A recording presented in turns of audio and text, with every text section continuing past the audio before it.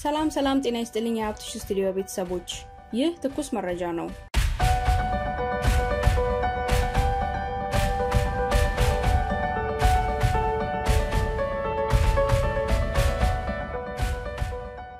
በቤንሻንጉል ጉሙዝ ክልል 80 ሰላማዊ የሆኑ ሰዎች ተገለዋል።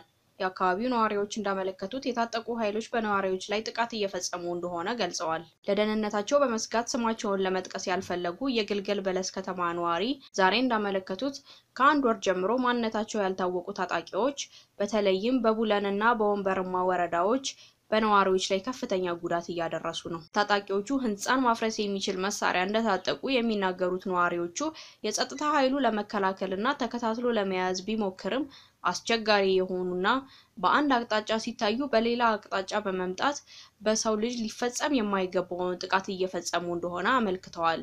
በዋናነት ታጣቂዎቹ ጥቃቱን የሚፈጽሙት በቀን እንደሆነና ከአንዳንድ የመንግስት መዋቅር አካላት ጋር ግንኙነት ሊኖራቸው እንደሚችል ገምተዋል።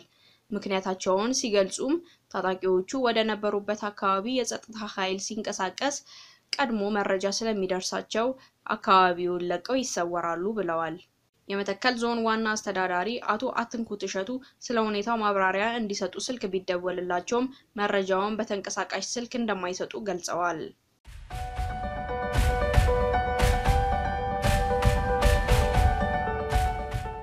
በአሜሪካ $99,000 ሊያስወጣ የነበረው ኢትዮጵያዊ ተያዘ።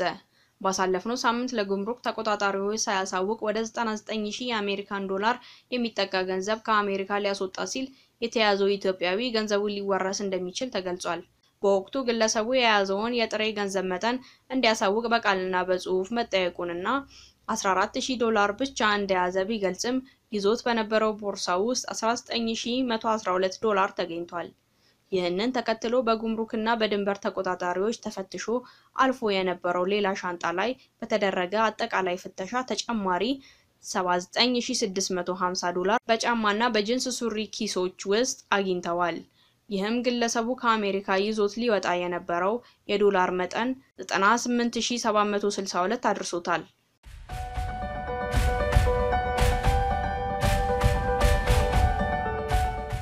በቤንሻንጉል ጉሙዝ ክልል ድንበር አካባቢ 600,000 ብር በህገ ወጥ መንገድ ሲያዘዋውር የተገኘው ተጠርጣሪ ግለሰብ በቁጥጥር ስር መዋሉን የክልሉ ሰላም ግንባታና ጸጥታ ቢሮ አስታወቀ። የቢሮው ምክትል ኃላፊ አቶ ሙሳ ሐሚድ እንደገለጹት ግለሰቡ ገንዘቡን ሲያዘዋውር የተገኘው ትላንትና በአሶሳ ዞን ሱዳን ጠረፍ በሆነችው ኩርሙክ ከተማ ውስጥ ነው። ግለሰቡ 600,000 ብር በሞተር ብስክሌት ጭኖ ሲጓዝ የጸጥታ ኃይሎች ባደረጉት ፍተሻ በቁጥጥር ስር መዋሉን አስታውቋል። በቁጥጥር ስር የዋለው ተጠርጣሪ ለፖሊስ በሰጠው ቃል ገንዘቡን ለወርቅ ግዢ ያንቀሳቀስኩ ነው ማለቱን ጠቅሰው አቶ ሙሳ አስረድተዋል።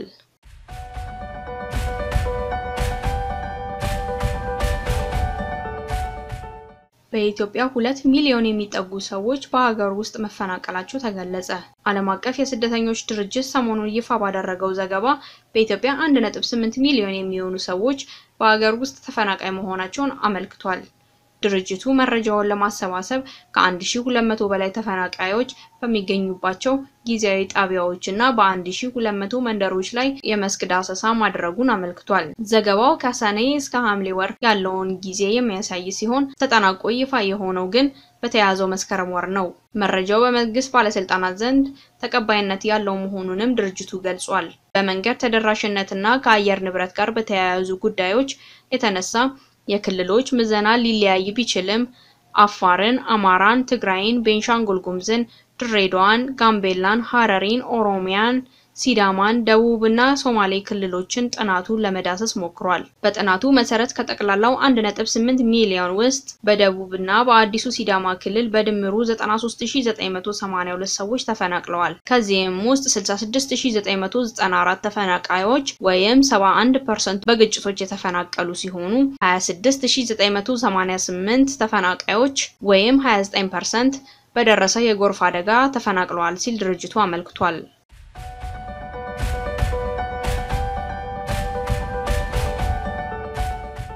ሴንተር ፎር አድቫንስመንት ኦፍ ራይት ኤንድ ዴሞክራሲ ወይም ካርድ ተመሳስለው የተከፈቱ ገጾችን እየዘጋ ነው።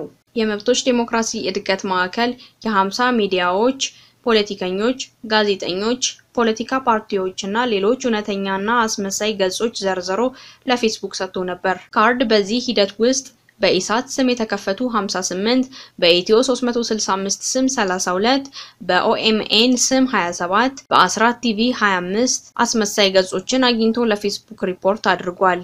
ካርድ ዝርዝሩን ለፌስቡክ ከሰጠ በኋላ እስካሁን 13 የኢሳት፣ 11 የኢትዮ 65፣ 5 የኦኤምኤን እና 6 የአስራት ቲቪ አስመሳይ ገጾች እንዲወገዱ ተደርጓል። አስመሳይ ገጾች በእውነተኞቹ ድርጅቶች ወይም ሰዎች ስም የተሳሳተ መልእክት እያስተላለፉ ለተዛባ መረጃ መስፋፋት አስተዋጽኦ እያደረጉ ስለሆነ ሁላችሁም የማህበራዊ ሚዲያ ተጠቃሚዎች ጥንቃቄያችሁን አጠናክሩ ተብሏል።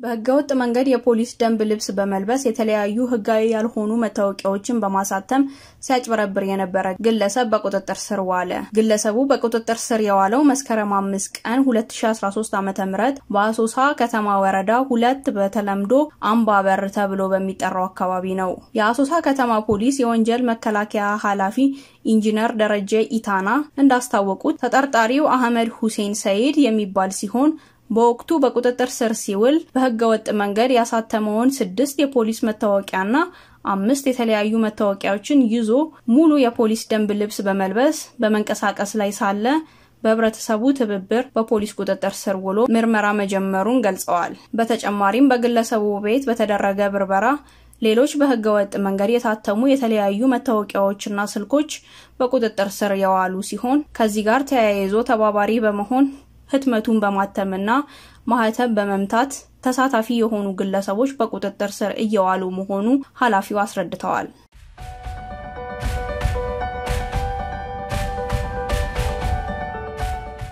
በአፋር ክልል አብላን ከተማ ከፖሊስ በተተኮሰ ጥይት 3 ሰዎች ሲሞቱ ከ10 በላይ ሰዎች መቁሰላቸውን የዓይን እማኝ ተናገሩ። የአካባቢው ነዋሪ ወጣት ለመስቀል ደመራ ዝግጅት እንጨት ለቅመው ወደ ከተማዋ ሲገቡ የክልሉ ልዩ ኃይል በከፈተው ተኩስ 3 ሰዎች ሲሞቱ ከ10 በላይ ቆስለው 40 ኪሎ ሜትር ርቀት ላይ ወደሚትገኘው መቀሌ ከተማ አይደር ሪፈራል ሆስፒታል መወሰዳቸውን የዓይን እማኝ ተናግረዋል። በአሁኑ ሰዓት የመከላከያ ሰራዊት ገብቶ ያረጋጋው ቢሆንም እስከ ቀኑ 8 ሰዓት ረብሻዎች እንደነበሩ ለማወቅ ተችሏል። በጉዳዩ ተጨማሪ ማብራሪያ ለማግኘት ወደ ክልሉ ጸጥታ ቢሮ ኃላፊ ስልክ ብንደውልም ስልካቸውን ሊያነሱ አልቻሉም። በአሁኑ ሰዓት የሀገር ሽማግሌዎች ነገሩን ለማብረድ እየተንቀሳቀሱ መሆኑን ታውቋል።